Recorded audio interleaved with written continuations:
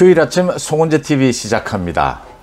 민주당이 연일 시끄럽습니다. 그러니까 서울시장 후보에 송영길 전 대표가 출마하는 것이 맞느냐 맞지 않느냐로 가지고 계속해서 매일같이 싸우고 있고, 당내에서도 원내대표로는 박홍근이 이제 뽑혔죠.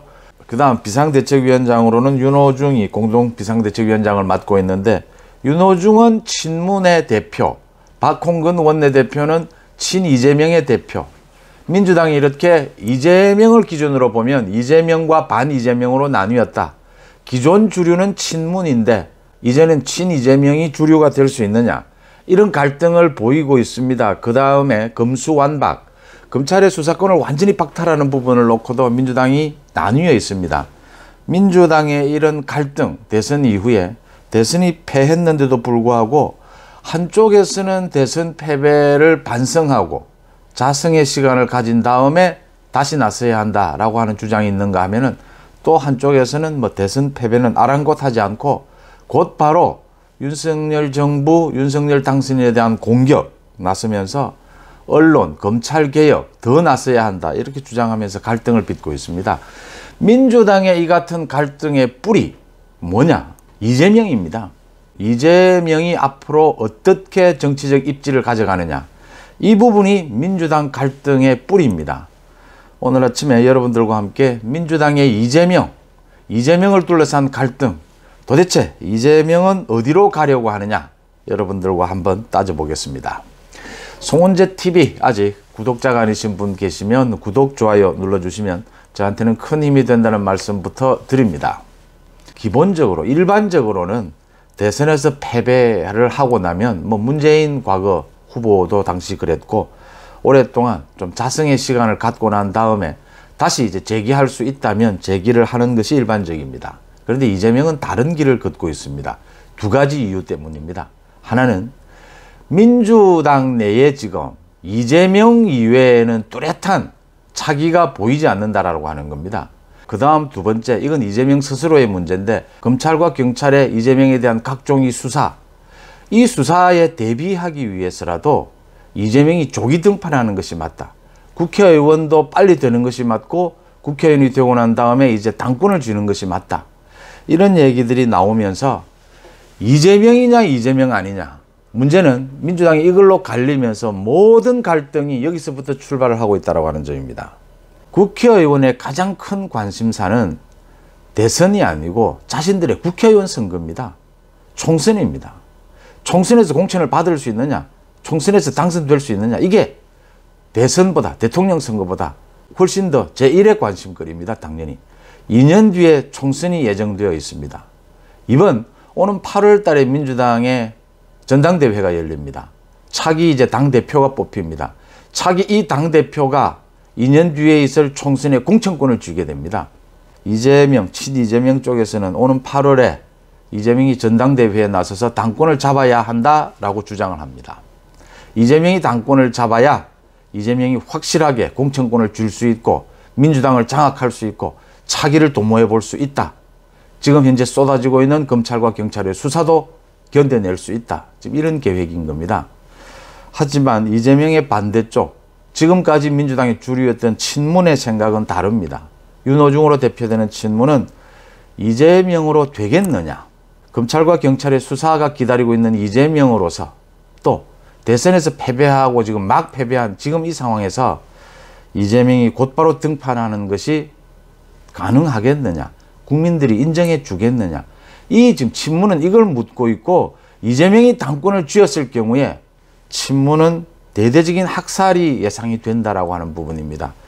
이재명이 8월에 전당대회에 나서려면 국회의원 보궐선거, 지금 지방선거를 앞두고 많은 지금 국회의원들이 사퇴를 하게 될 것이다. 이달 안으로 사퇴를 하게 되면 6월 1일 지방선거와 함께 보궐선거가 치러진다.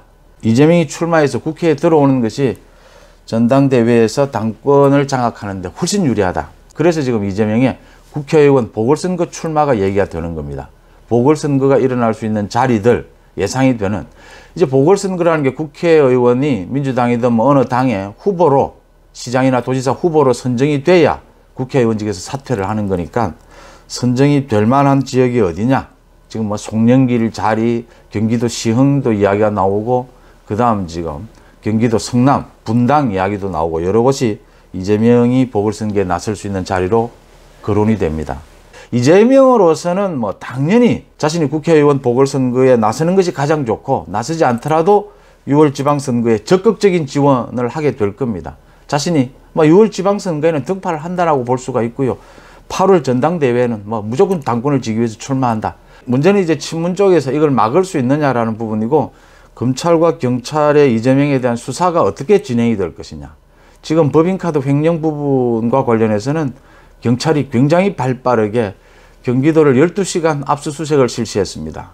검찰과 경찰의 분위기는 그동안 검찰과 경찰이 굉장히 문재인 정권 쪽으로 기울어 가지고, 일부 검찰과 경찰입니다. 경찰은 특히 좀 심하죠. 이 정권에 대해서 흔들림이. 이렇게 친문재인 정권 쪽으로 굉장히 기울어 있었던 검찰과 경찰로서는 이재명에 대한 수사에 굉장히 속도를 낼 수밖에 없다. 이제 윤석열 정부가 탄생하는 마당에 좀 심하다 할 정도로 이재명에 대한 수사에 나설 것이다. 이렇게 예상이 되는 대목입니다. 올해 정권 교체기에는 이래 왔죠. 또 실체적 진실로서 이재명의 대장동 비리, 성남FC 비리, 그 다음 법인카드 횡령, 이런 의혹들을 이재명이 소위 벗어날 수 있겠느냐라는 게 의문이 되는 대목입니다. 민주당이 이렇게 이재명을 놓고 지금 송영길이 서울시장에 나서는 것이 옳으냐 그러냐의 문제도 이재명에게 유리하냐 유리하지 않느냐의 부분입니다. 송영길, 뭐 또 경기도에 나서고 있는 김동연 모두 이재명이 내세운 사람들입니다. 문제는 이재명이 이제 정치적으로 등판하는 이 앞길을 닦기 위해서 서울에서는 송영길, 경기에서는 김동연이 나선다라는 것인데요. 서울의 송영길을 놓고 이제 친문, 반문, 친 이재명, 반 이재명으로 나뉘어서 이제 찬반 논란이 일고 있는 겁니다. 그러니까 송영길을 허용하게 되면 곧바로 이재명을 허용하는 것이다 라는 것이 지금 주류였던 친문의 생각인 거죠. 그래서 반대가 거세게 일어나고 있다라고 하는 부분입니다. 민주당의 이재명을 중심으로 한 이 갈등을 쳐다보는 국민의힘, 가장 중요한 것이 민주당의 그 일부 강성, 대깨문 의원, 친문 의원, 이 일부 강성, 뭐 금수완박을 주장하는 이 일부 강성 의원들과 분리해서 대다수의 그래도 좀 합리적이라고 하는 민주당 의원들의 생각, 이런 좀 합리적인 의원들의 목소리가 커지는 것이 바람직하다. 그러니까 윤석열 당선인 윤석열 정부 입장에서 보면 이재명은 두 가지입니다. 이재명은 자신이 갖고 있는 각종 비리, 이 검찰과 경찰의 수사, 이 부분을 넘어설 수 없고 이 부분이 넘어서지 않아야 이게 법치고 상식이다라고 하는 부분입니다. 이재명은 검찰과 경찰의 수사 부분부터 해결해야 된다. 그 다음 두 번째로는 구체적으로 보궐선거든 당권에서든 이재명을 가로막을 수 있는 현실적인 장치가 나와야 하거든요. 그런 점에서 만약에 이재명이 뭐 경기도 분당이나 보궐선거에서 출마를 한다면 누구를 내세워야 될 것이냐. 실질적으로 뭐 이재명이 문제가 있다라는 것도 중요하지만 여론상으로 실질적으로 이재명이 출마했을 때 이재명을 꺾을 수 있는 대항마를 내는 것이 가장 현실적이지 않습니까? 그래서 지금 이제 안철수, 원희룡의 이야기가 나오는데 원희룡이 가장 적임자라고 보입니다. 만약에 이재명이 분당 지역에 출마를 한다면 뭐 대선 기간에서도 이재명의 대장동 의혹에 대해서 일타 강사였죠. 원희룡이 나서서 이재명과 맞짱을 뜨는 것이 가장 현실적으로 국민들의 여론을 이재명은 안 된다라고 하는 여론을 현실화시켜낼 수 있는 대안이 아닌가 이렇게 보입니다.